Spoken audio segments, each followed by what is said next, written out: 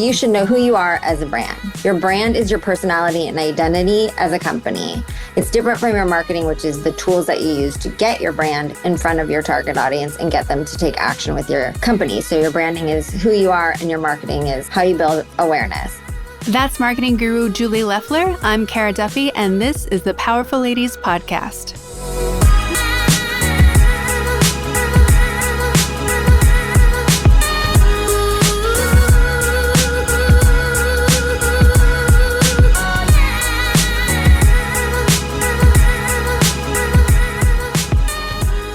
Welcome to the Powerful Ladies Podcast.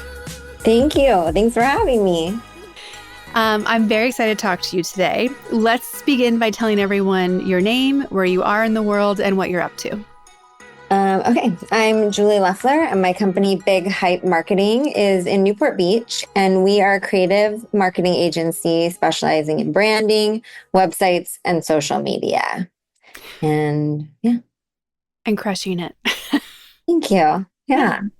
I'm excited to do like a marketing deep dive podcast with you today because it's an area that is evolving so much. And you and I have had lots of, we'll be hanging out socially and like ranting about idiotic things that people are doing that they shouldn't be for their marketing. Yeah. So I think there's a lot of your knowledge that will be valuable for everyone listening. But first, I'd love to talk more about you. Like, where did you grow up? Did 8-year-old you imagine that this would be your life? So, no, probably not. I didn't imagine my life. I don't think anyone does. But I am from New York originally. And my dad was a school teacher. But then he started getting into like videos, home videos were starting to emerge. And they didn't exist prior to 1980 or around then. So my dad started getting into that industry and he started doing marketing or some area of marketing for home video. And then he got offered a job here in California by a man named Carl Lormar, who had Lormar Home Video, I think it was called. And they produced Jane Fonda's Workout and Richard Simmons' Stomach Formula. So they moved us out to California from New York. And my dad worked with Jane Fonda and Richard Simmons and marketing their new home videos, which nobody had home workout. Nobody had home videos. And then people didn't work out at home to videos. Like that was a new concept. So he was part of that big, like revolutionary time, I guess. So it must have been so interesting to be growing up with that. And that's what you're talking about at the dinner table.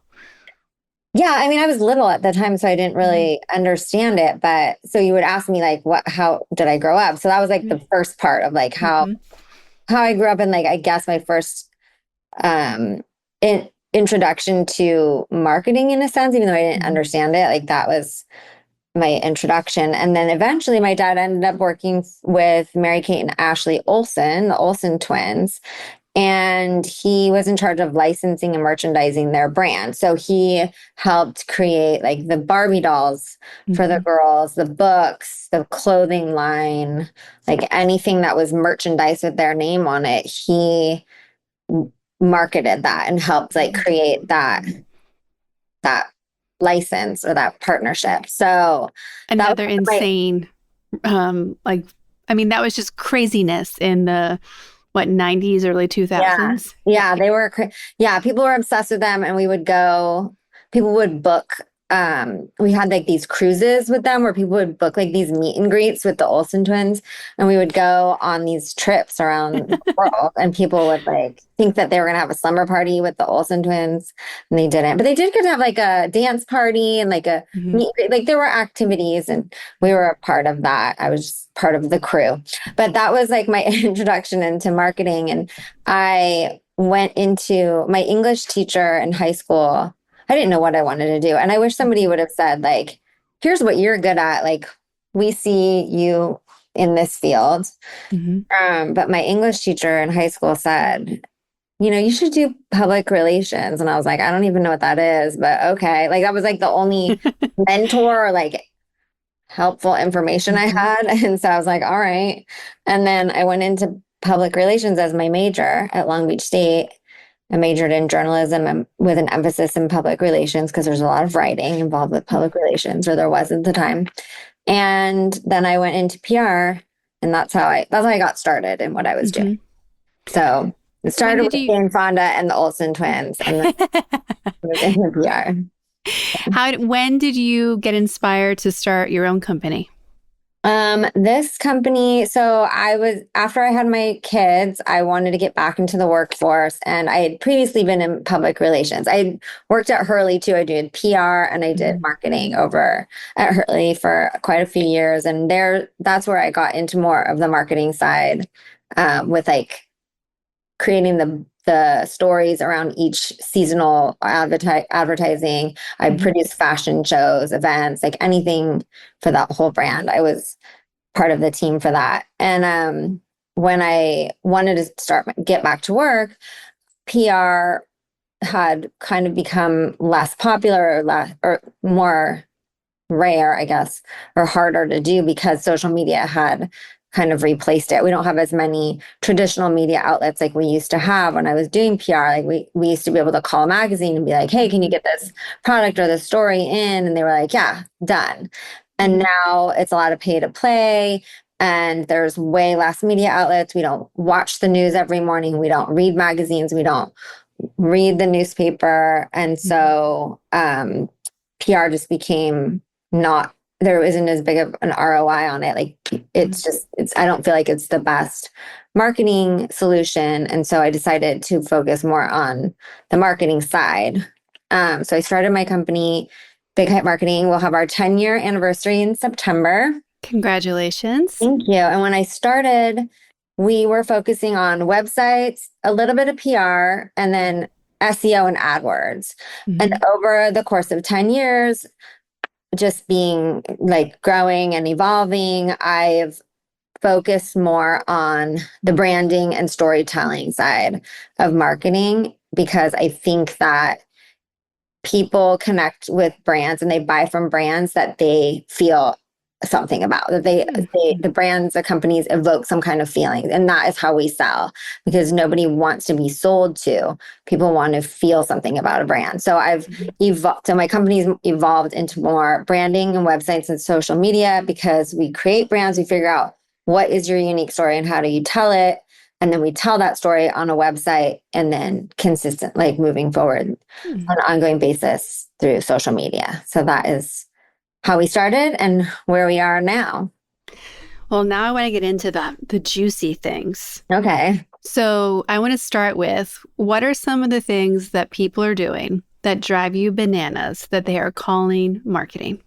Yeah. I mean, if I'm talking about social media specifically, there's things like putting like your email address or your link on Instagram in a caption. Like, that's not clickable, and that's not what you're supposed to do.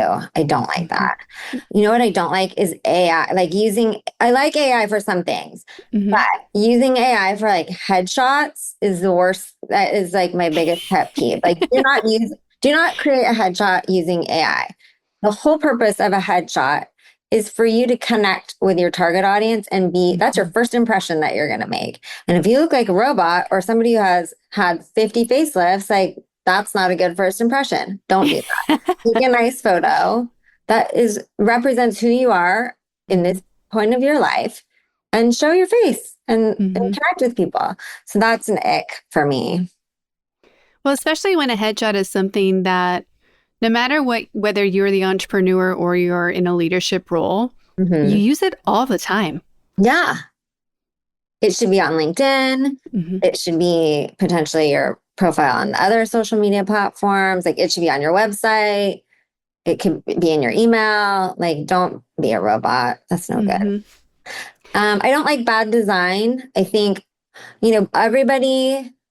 Canva made it possible for any ding dong to design. But just because you can craft things on Canva does not make you a designer or good at marketing. So I think this is a big ick now that I've had a second to digest. This is a big ick. Like, Canva is great, and we use it because it's super easy, user friendly, and it helps all of us do our jobs easier. But like, just because you can make things on Canva, you're not a marketing specialist and you're not a graphic designer. It's a skill. And part of design is like knowing like to keep it clear and concise, and like what's the headline, like what's the message, Mhm. like there's so much involved. So I think that's a big it. Yeah, I was just talking to a friend of mine who's a creative director and has done a lot of work in marketing about how I don't know if it's because of all of the not bad advice, but like incomplete advice that's available on the internet right now about how to market and how to run your business. But it seems like so many businesses, and this is not, I see huge companies doing this, I see small companies do this. They're leading with the really small thing, like they're leading with so Instagram or TikTok content, and they're not leading with a message or who their customer is or any storytelling whatsoever, like Mhm. that we care about.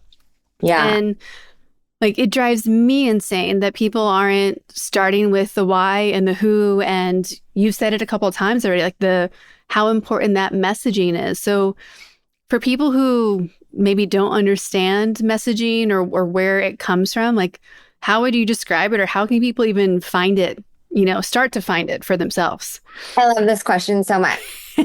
Um, yeah. Okay. So when you are creating your brand, well, I think branding is like the foundation of all marketing. Like you should know who you are as a brand. Your brand is your personality and identity as a company. It's different from your marketing, which is the tools that you use to get your brand in front of your target audience and get them to take action with your company. So your branding is who you are and your marketing is how you build awareness.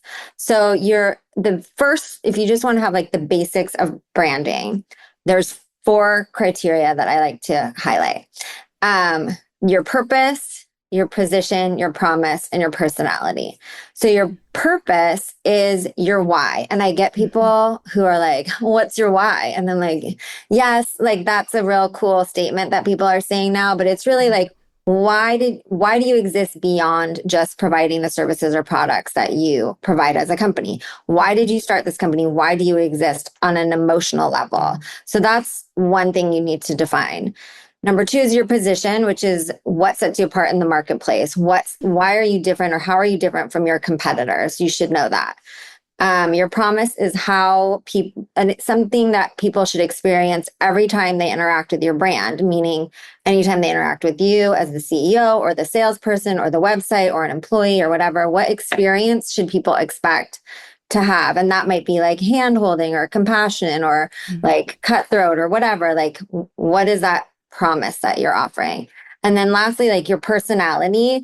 How do you want to be perceived? How, like, are you funny? Are you serious? Are you compassionate? Are you Mhm. like approachable? Are you authoritative? Like, what's your voice, and what elements of your personality come in to make your brand? So when you are doing marketing, your marketing should meet one of those brand criteria or more than one brand criteria. Mhm. And that is what is great. That's what makes a great brand. That story and meeting your brand criteria. And I think going back to the icks, I interview a lot of young people because we are in social media, and a lot of people come out of college and are like, I'm a social media expert. And I'm like, okay, tell me, how are you an expert? And they can edit videos and they maybe can use Canva and design stuff, but they don't understand social media from a branding or marketing Mhm. perspective. They don't understand how to work with a company to take that branding information and get in front of potential clients and get them to take action. So that's the difference between like knowing what you're doing and not, I guess, when Mhm. it comes to marketing. So it's super important. So it's bothersome that a lot of companies will be like, oh, I've hired my intern to do social media, or I've hired my niece or whoever. Like, it's not an intern's job to do this. Like, Mm-mm. social media is not an intern's job, and it's not a niece, nephew of your friend's dog's whatever job. Well, especially when you want it to drive millions of dollars of revenue for you. Like, Mm-hmm. why? I think there's a difference in hiring an expert like you to like craft strategy and oversee them. If you want to delegate the busy work to your niece, nephew, whatever, to implement it, yeah, fine. But who's actually guiding what's happening? Because I see so many, to your point, I see so many transactional marketers. mm-hmm. They're like, oh, well, I know how to design an email, I think. I know how to write some copy, I think. I know how to use the email marketing system.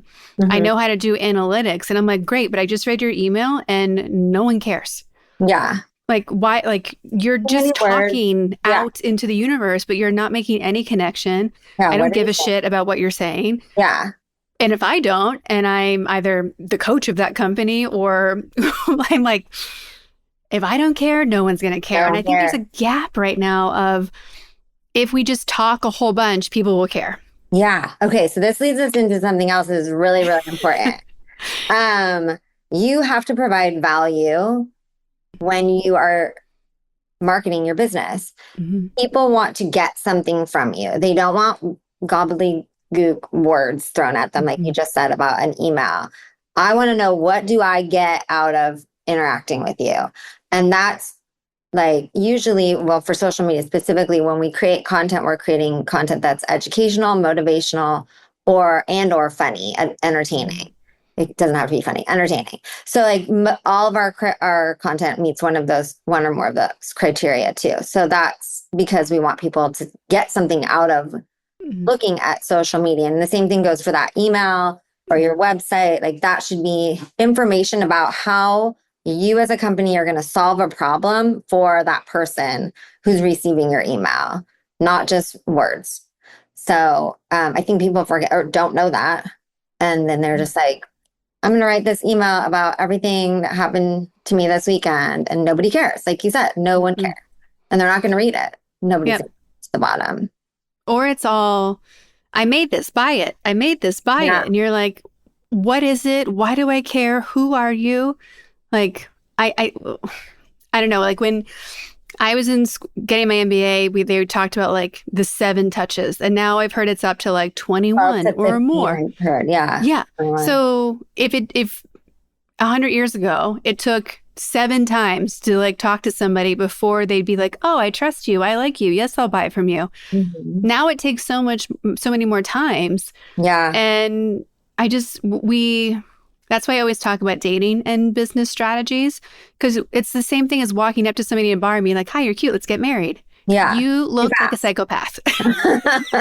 You are a weirdo. Yeah. Yeah. And just going back to my love for social media, that's why I think it's so great as a marketing tool and why I've moved away from those previous marketing tools, because like you said, the sale takes 21 times to 21 brand awareness visits or whatever. And that's what social media helps you achieve. You're building a relationship with your potential customer. They're getting to know, like, and trust you. And once they know, like, and trust you, then they're going to buy from you because they feel that connection and they know you have something to offer. But if you're just like, buy this now, like nobody wants that. Nobody wants to be sold to. No. At all. No. One of the brands that I'm obsessed with right now, what they're doing with their marketing is it Yakimas, the fashion label?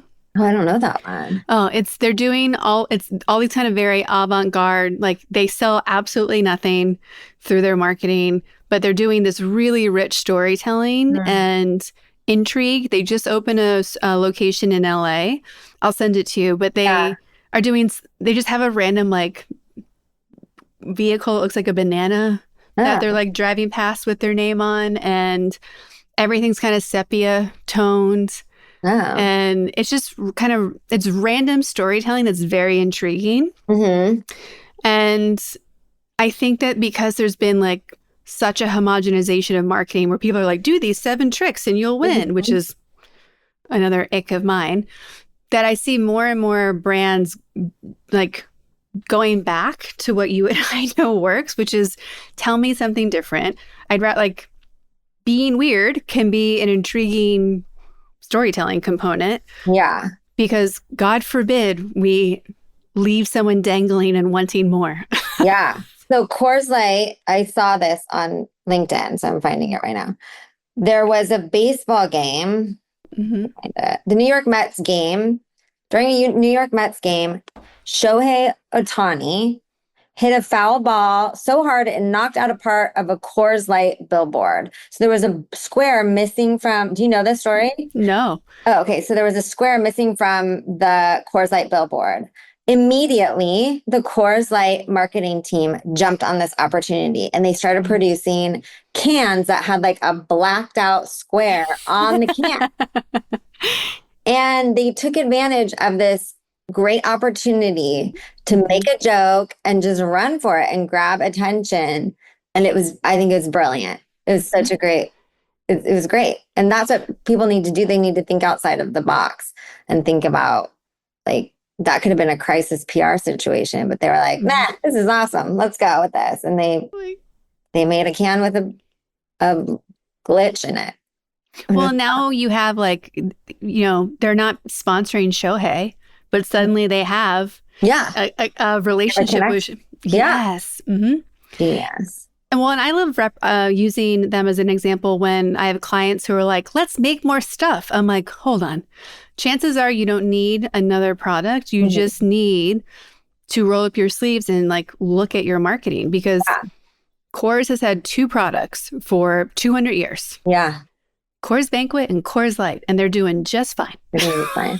I also just recently saw something, and I'd have to look up like the deeper meaning behind it, the ad. But Kit Kat did a campaign. Did you see this one?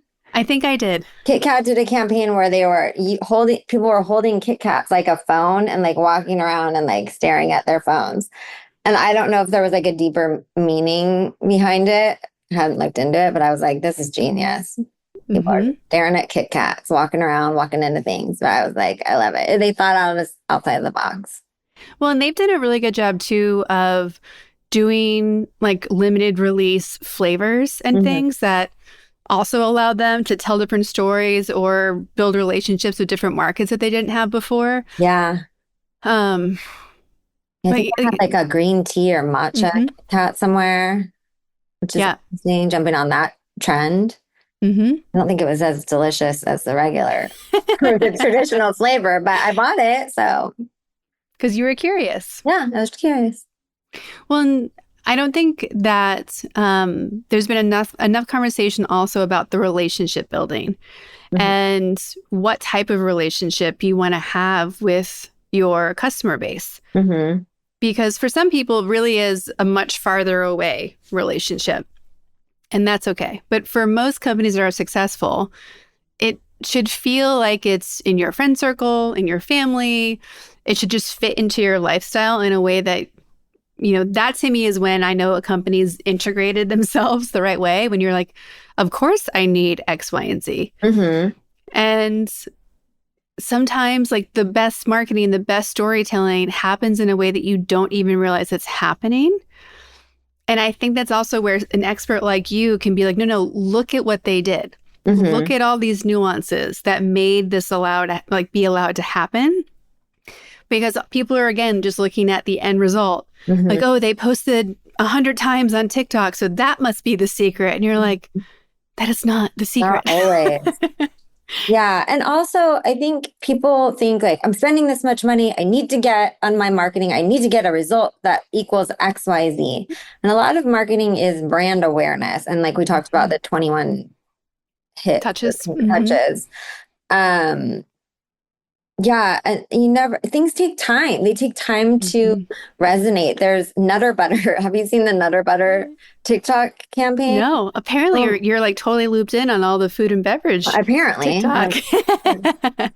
Nutter Butter did this, I think they're still doing it, this wild TikTok campaign. It made no sense. I think it stemmed from like one of their customers who was like commenting and they just went with it and they created like, it's like freaky. It's scary. They've got like fire coming out of people's eyes and like houses burning down and like Nutter Butters coming in. It's just bananas. And it took like a while for people to catch on. And we talk about it in my office, like, Mhm. whose idea was this to be like, we're going to be unhinged on TikTok. People are going to love this. And then for like a year, they were unhinged and they're like, nobody's jumping on this. Like, nobody is responding to this. And then finally, after it was probably at least a year, like it finally started blowing up and they were making news.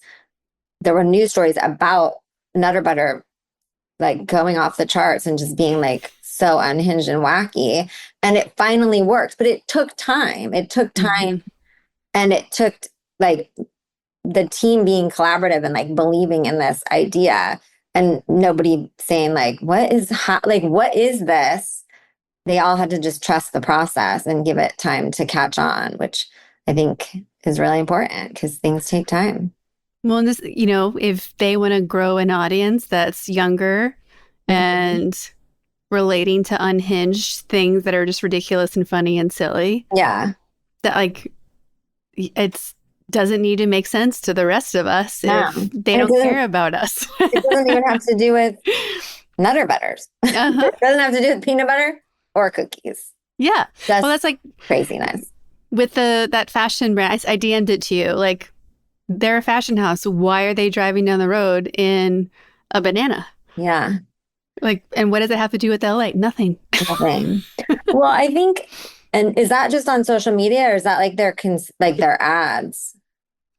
I haven't dug into it enough. I've been looking at it mostly on social media. But they are known for being outlandish anyway and kind of avant-garde in what they're doing. So it made sense. Like I was like, oh yeah, of course that's what they would do. Yeah. Something unexpected. But they do when you were talking about the branding before, like they're very consistent in the sepia tone that shows up. They're very consistent in like how it's stylized. So it's them right away, even if it's something completely different than the last thing that they did. Yeah, that's good branding. I was just asking because a lot of people on social media, we're talking a lot about having a hook. Like that's, I guess, I don't know if it's a trend. It's a psychological marketing strategy to have a hook. But I think people have picked up on that on social media. So all the experts are saying you have to have either visual or verbal hook. And so we've seen people like getting hit by cars and like jumping back up and being like, hey, I'm a real estate agent. Or like people are using like breathing tape on their nose as a hook or just talking into a banana, like things like that to grab people's attention to be like, what is that person doing? And then they keep watching. And then that tells the algorithm that this is good content and pushes it out. It's a little sneaky. It's a little lame. But I think if you can do it well, like the company you're talking about, and it fits into your brand, then it does make sense. The people getting hit by a car, I don't love that stuff, but it works. Well, that's like all the kids getting in trouble and some arrested for doing the Kool-Aid Man challenge through neighborhood fences for social media. And what's that one? Yeah, well, like the Kool-Aid Man, how he would like burst through walls and stuff. So I guess they're doing that. I mean, I didn't realize that people still drank Kool-Aid, but apparently it's still trending. So yeah, like high school and college kids are getting in trouble because they're filming Kool-Aid Man TikTok videos where they're running full speed into a fence, and the vinyl fences in particular because they're easy to pop off and hurt less. Yeah, because they want to make like a hole that looks like their body. Oh gosh. Yeah. So it's this whole thing that's like impacting suburbia, apparently. It's ruining everything. Yeah. When you start working with a new brand, are you finding similar things that you have to go back to, like when you're auditing them to get ready? Like, is everybody missing the messaging component? Is everybody missing a full like expansion of their brand identity?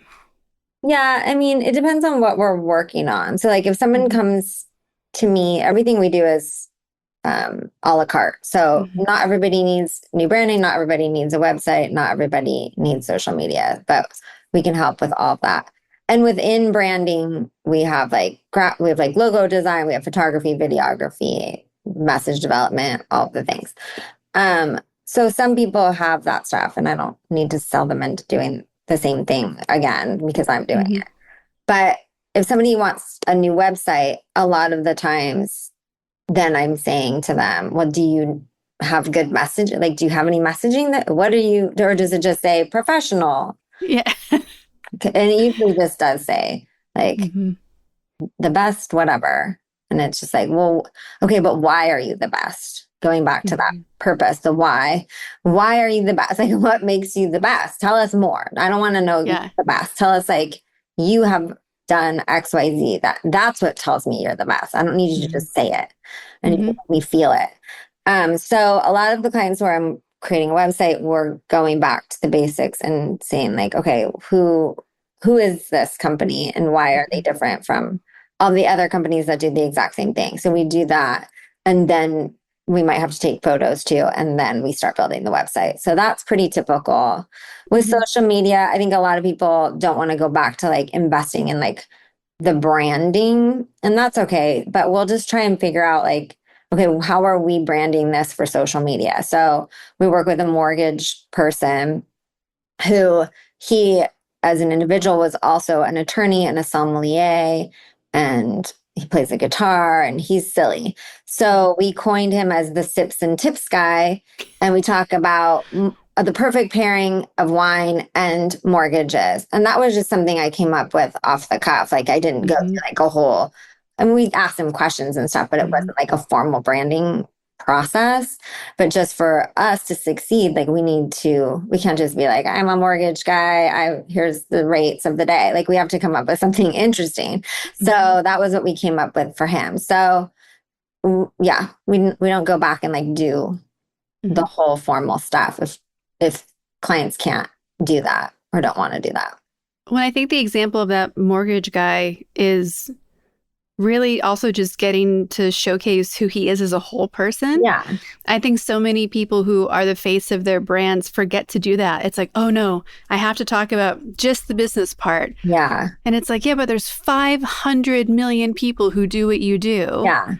If you don't like show me how you're a unicorn, I'm not going to pay attention. Like, how do I know that you're the one for me? Like, tell me something.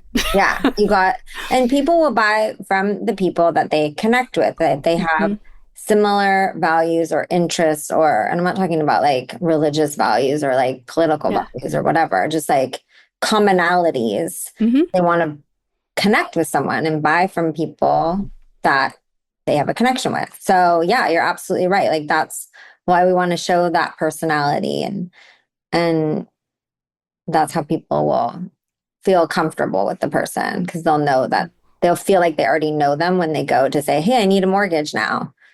They know exactly who to call. And that's the point. That's the point of branding. And that's the point of marketing, is to stay top of mind and be memorable, so that when you do need to make that purchase, you know exactly who to call. And that's the way that, like, we still have billboards on the freeway. It's the same thing. Like that billboard costs $45,000 a month. Those people are not getting $45,000 worth of calls. Maybe they are if they're like the Sweet James attorney, whatever. But like a lot of those billboards are not getting $45,000 worth of calls every month, but it's brand awareness and brand recognition. So that's of those.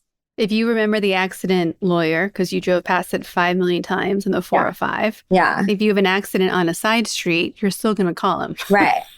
Or your friend has an accident. You're like, oh, I drive by that billboard every day. I know exactly who to call. Like that's what marketing is about, and how. So it's hard to track like this many dollars equals this many dollars in profit. It's more about like the brand recognition. Yeah.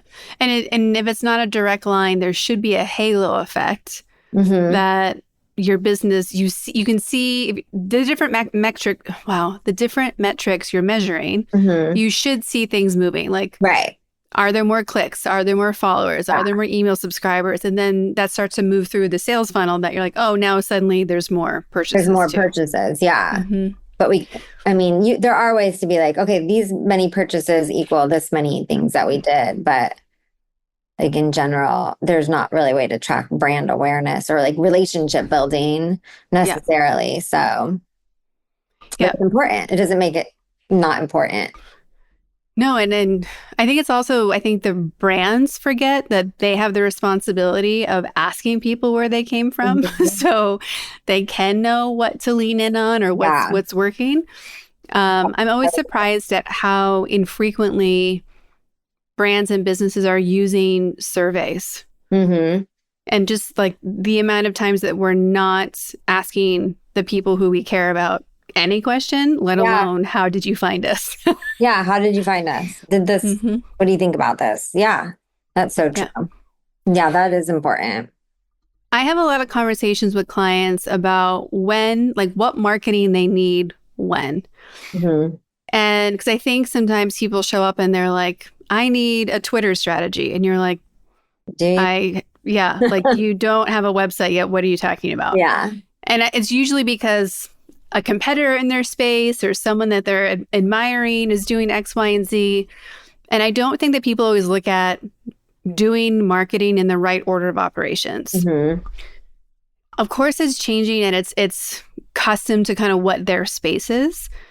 But in general, like I always think, like we said, branding and messaging should be first. Hmm. What do you think is like the next step to make? Is it like make sure you have a website and then make sure you have Instagram, or can we Yeah. skip anything at any time? I mean, I think you still need a website. I think there's probably people Mhm. who would argue that and say you don't if you have social media. But I always say your website is like your handshake into your business. It's a foundation. It's people are going to do their due diligence. And some people will be like, oh, I have everybody who calls me is a referral. But those people who are referrals are still doing, they're still looking you up and they're looking you up on your website and they're looking you up on social media, both and Googling you and stalking you. I mean, that's how we do stuff now. And so you do need to have like the foundation of who you are on a website, I think. I don't know that we need it so much now for SEO because it's very hard to compete in Mhm. like the search engines. It has been, but I feel like it's harder now, especially as a small business. It's hard to compete with like a big retailer or a big competitor. Mhm. Um, and then people are using social media now as search engines. We're using people search in Instagram and they search in TikTok for the things that they need information on. So I think it's important to have a website. I do think it's important to be on social media. And I think the platforms I value the most for social media are Instagram, TikTok, and LinkedIn. Mhm. Facebook's fine. It's connected to Instagram, so like it's fine to post on both of those. X has kind of fallen apart. And Mhm. it's really better for big brands like a lot of going back to I keep talking about food brands, but like since I mentioned Kit Kat, like Kit Kat, Ritz crackers, Slim Jims, they all like are on X all day long. You have to be like posting all day long, and they like banter back and forth, or there's news articles on Mhm. there. But like those are great for big brands. For small businesses, it's hard to show up on there. Mhm. And then YouTube's great for a long form video. But I love Instagram and TikTok and LinkedIn. And this is why Instagram and TikTok are both, they have a discoverable component to them, meaning you can get in front of people you don't know or who don't know you. And that's what marketing is all about. We want to get in front of people who don't know who we are. So TikTok and Instagram are super valuable for that. And then we're constantly playing the game of like how many people saw this and how many people saw that. Mhm. So they also have a shoppability component, each of them. If you have a product-based business, TikTok, you can shop in the platform. They've created TikTok Shop. You have to have 1,000 followers to create a TikTok shop. And there's probably hurdles you have to jump over, but you can sell products there. And then Instagram connects to your Shopify website really easily, and you can Mhm. post your products and then link those products directly to your Shopify website, which is super helpful for product businesses who want to sell. So those are really good reasons to post on those two. LinkedIn is great, obviously, for professionals. Like that's where your referral network is, Mhm. that's where professionals are. you should be posting on your personal profile, not, you can post on your business one, but the value comes from your personal LinkedIn profile because that's, we're there to connect with other professionals on LinkedIn. But LinkedIn is not just for professional services and marketing professional services. People on LinkedIn have money. They are executives. They are, most, I think the average like salary is over $100,000. So they have big buying potential.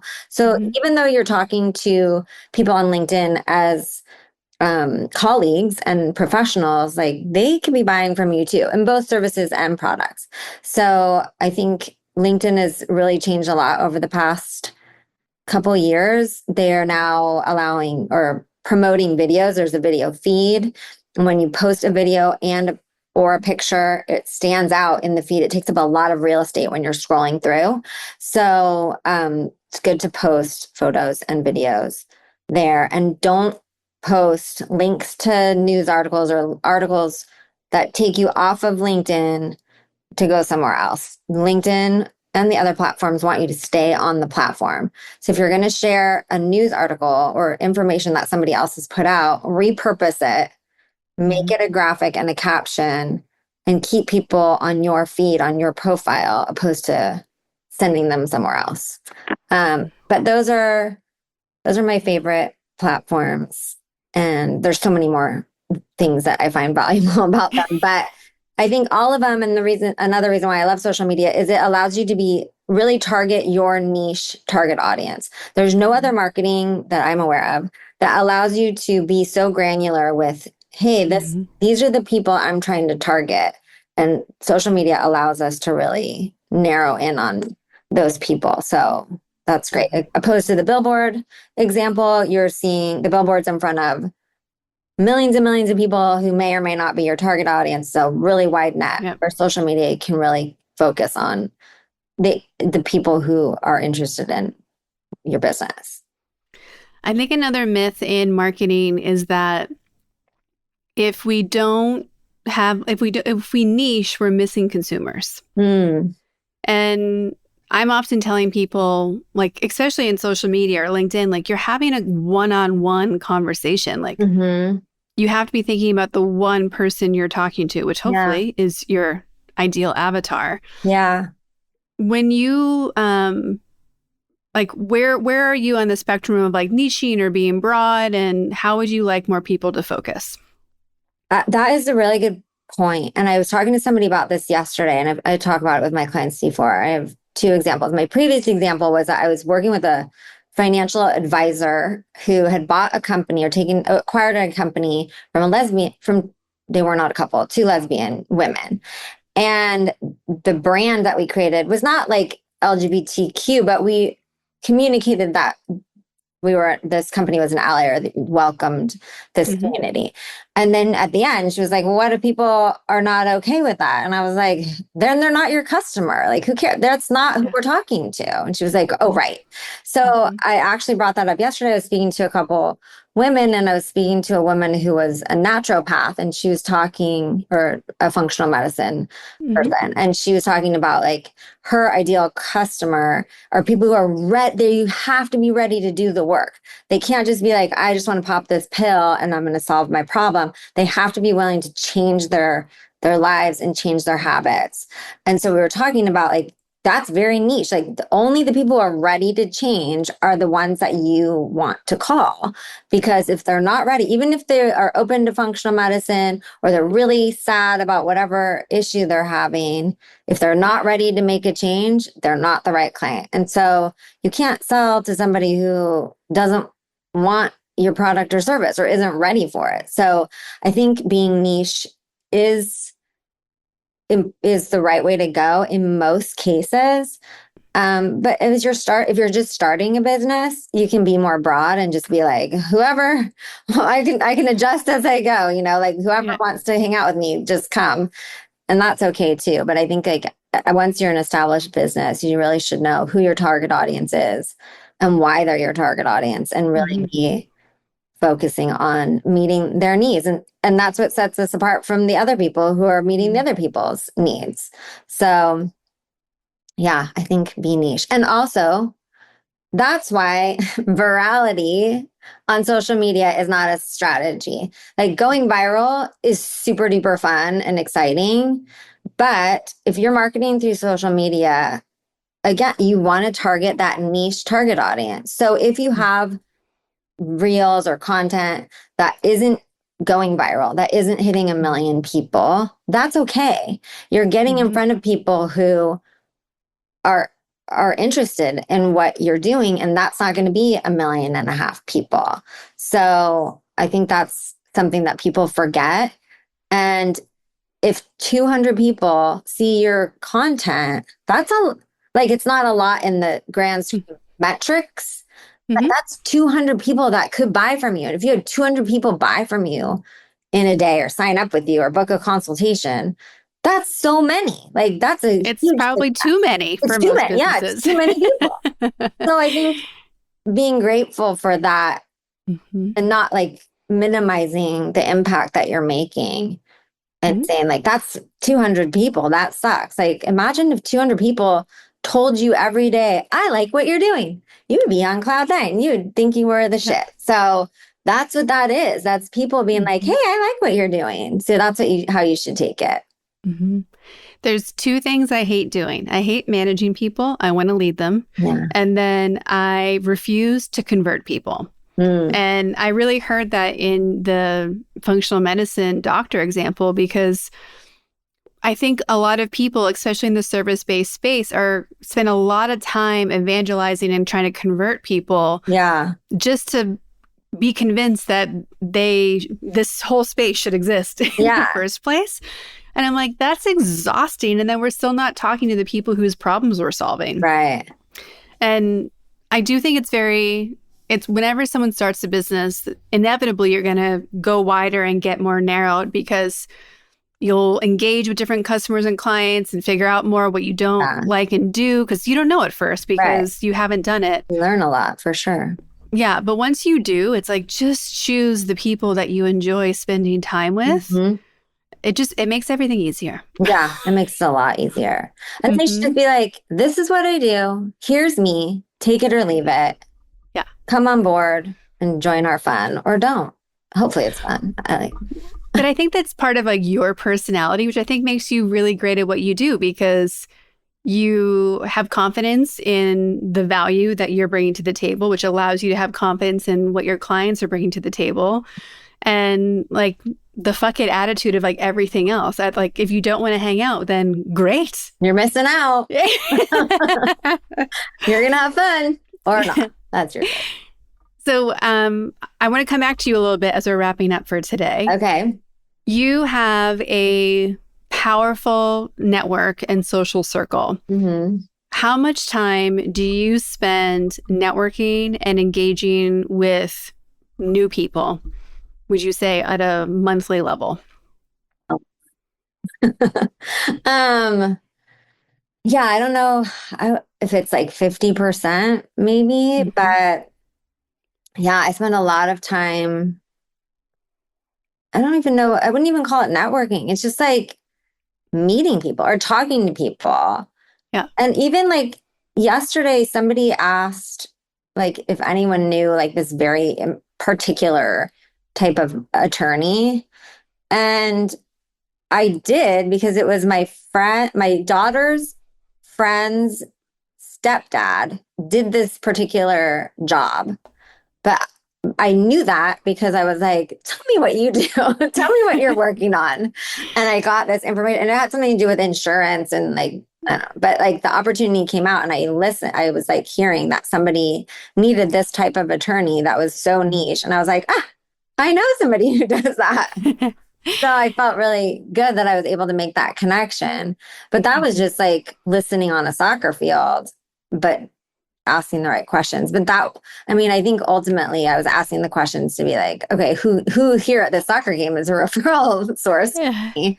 And in the end, I helped that person out. Just never know who is a referral source. And so you should just always be listening. Always making friends, I should say. Yes, I agree. Yeah. When you hear the words powerful and ladies, how would you define them? And do their definitions change when they're next to each other? Hmm. I think I think powerful ladies are women who really support one another and share their power and their knowledge. And there's a lot of mean girls out there. And I have two teenage daughters who experience mean girls, and I experienced a lot of mean girls. And I am the type of person who's like, everyone can come, everyone's invited, like, let's go. And I think that it's so important for us as women to support one another and like cheerlead for one another and just be like, hey, Kara, what do you need? Like, how can I help you do better and be more powerful? I'm going to share whatever knowledge I have. And it might be garbage. Whatever. Like, I don't know. Like, doubtful. but like, we all have something to offer. And it's just like how you share that with with women around you, I think is what makes us powerful all together. And I think that's what makes a good, powerful woman or lady, a powerful lady, is when you lift each other up. How have the powerful women in your life changed your life or supported you throughout your journey? I think it's been hard for me to find those women, which is why I said, like, there's mean girls. But I think it's so important. So the women that I have surrounded myself with have really helped me. And I think like during COVID, thank goodness I had people I could lean on, because I was like, what are we doing, guys? Like, are we firing everyone? Are we like burying ourselves in the cave? Like, what do we do with these businesses? And I was able to turn towards women that could just be like, let's just have a glass of wine on Zoom and we'll figure it out tomorrow or whatever. I think I have people that will do that with me, or I can just be like, hey, I've got an employee who's being a jerk. Like, what should I do? And I have women around me who can help me and like strategize and workshop it with me. So I'm lucky. And I think that all women should find a little group of women that can support them. I think it's hard. And I think also the expectations of friendships and relationships, I think how we talk about it at a cultural level has changed so much in my own lifetime. And I like that people are talking about how, who are your 5 go-to people? Like, we don't need these huge social circles. We don't need 1 million followers to have friends. No. And I think I like seeing things shifting into kind of having higher expectations. And maybe it's an age thing also, but having higher expectations for who we call a friend. Otherwise, you're an acquaintance or a colleague. Yeah. But who's actually a friend? Who can you count on? Who is invested in your life the same way that you're invested in theirs? Yeah. And I like seeing that kind of redefined to a place that feels juicier than, people that you can call if you want to have a drink. Like, it's bigger than that. Yeah. And, we've talked about how some people just graduate out of your life. And that can be challenging, but it also forces you to look at, okay, well, yeah, who is allowed behind the VIP ropes? Yeah. Because I'm worth something and it's not that energy. Thank you. Right. And I also think people need to just like chill the fuck out. Like, don't get so mad about stuff and don't get so offended. Like, I think in general, like, I never say things like hurt someone's feelings intentionally. And I might say something that I think is funny and somebody else doesn't think is funny. But then, like, that doesn't mean like I don't think it means that we shouldn't be friends anymore. Like, calm down. Like, just be like, hey, I don't like it when you say that. And I'd be like, oh my God, I'm so sorry. We don't have to like break up. Well, it's not even a breakup at that point. It's just ghosting you because there's no communication. I do not understand that. Like, just stop being so offended and mad about all the things. Like, you want me to pick up your kid because you can't get there? I got you. Like, that was important. Or you're sad and you just want to like come over and watch the Oscars or whatever, or some terrible show on TLC. Like, let's go. Like, that's as important. But the fact that Mm-hmm. I was like, haha, like, where'd you get that shirt? Like, it's not cute. Like, I wouldn't even say that, but like, that's not like, I like you trying to think of something that could be mean that you might yeah, like, well, say. I don't even know what it is, but like, yeah, I mean, I just feel Hmm. like people get so offended by like, or I don't know what happens.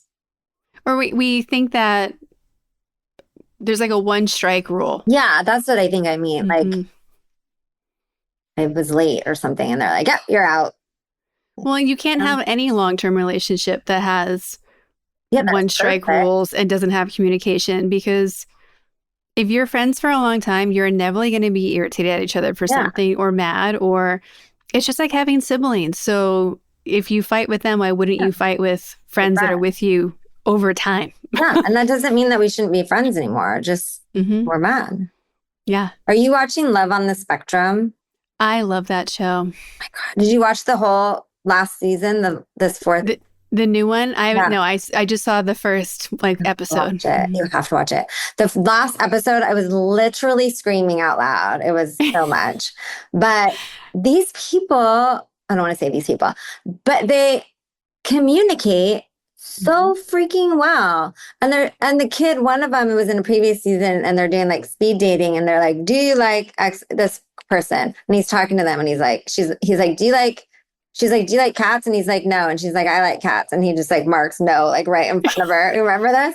And the producer's like, "Did you just mark no right in front of her?" And he's like, "Yeah, why?" And it's just like, yeah, he didn't like her.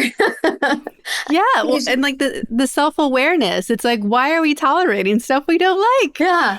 And I'm Hmm. just like, this is amazing. Like Yeah. they're so communicative and just like, oh, this dating is not working for me anymore. So I Hmm. just don't think you're the right person for me. And then they're just like, yeah, that's a good point. Okay, moving on. Like they're just so like upfront and nobody's mad or offended.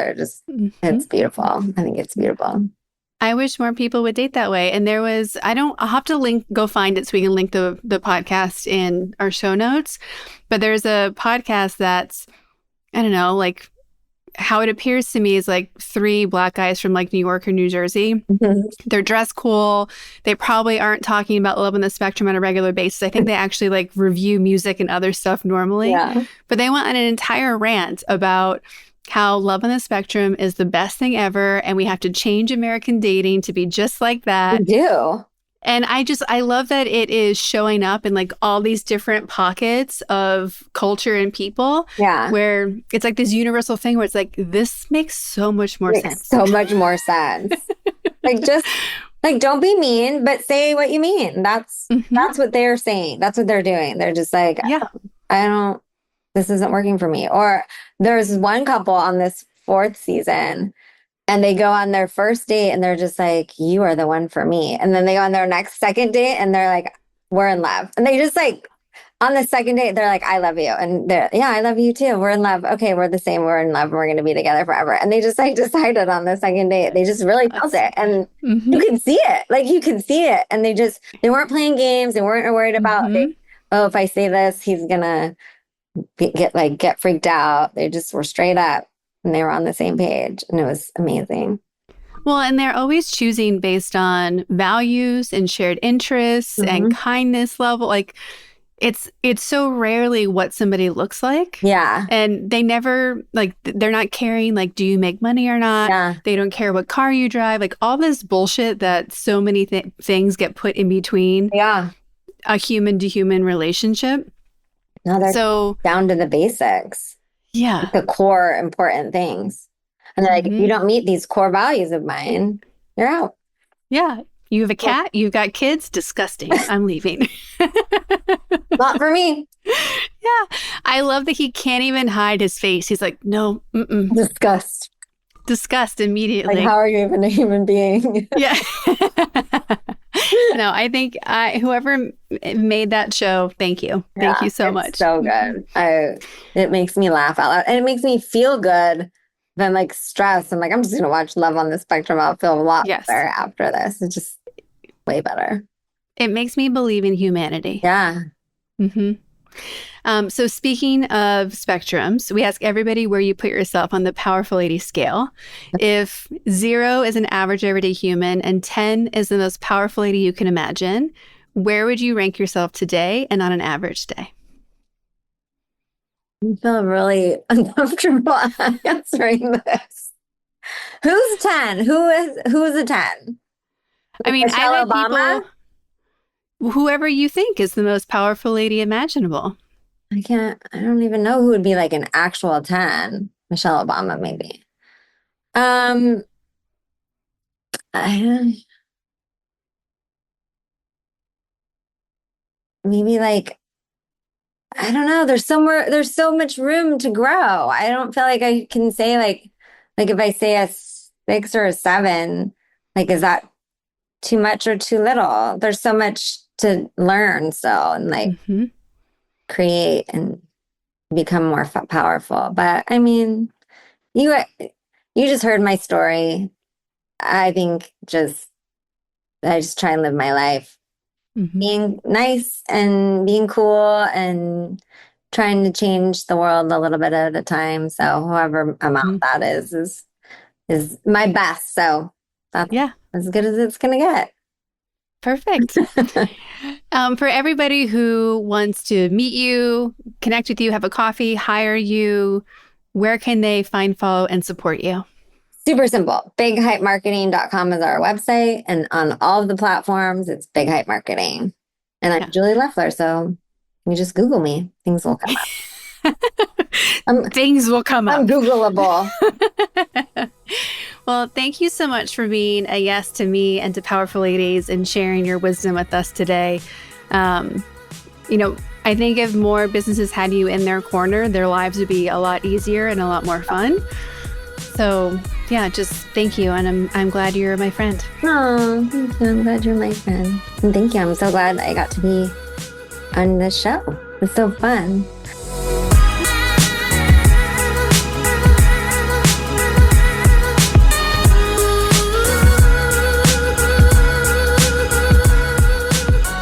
Thanks for listening. If you enjoyed this episode, please subscribe and share it with a friend. Head to thepowerfulladies.com where you can find all the links to connect with Julie, Big Hype Marketing, and see all the different advertising we were talking about. You can also there learn more about Powerful Ladies. Come hang out with us on Instagram at Powerful Ladies, and you can find me and all of my socials at karaduffy.com. I'll be back next week with a brand new episode. Until then, I hope you're taking on being powerful in your life. Go be awesome and up to something you love.